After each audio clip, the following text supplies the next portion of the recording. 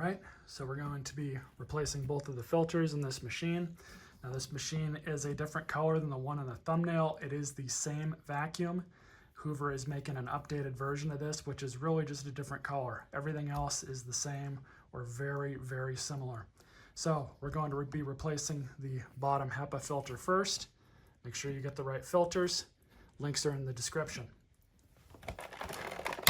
Pull that out. This one's not horrible, but we should go ahead and change it.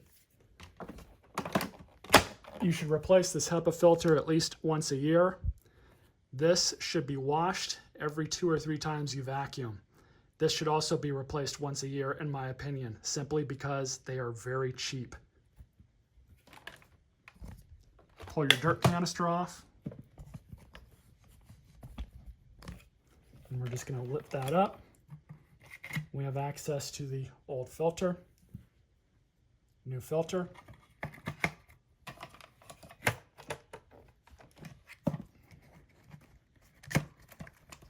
Make sure it's nice and flush or else it won't close. And there you go.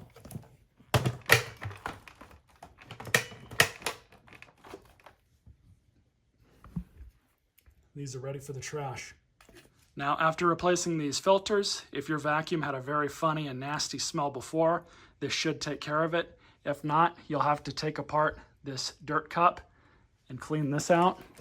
These are not hard to break down. I should have a link in the description on how to do it on this same exact vacuum. Stay tuned for more videos.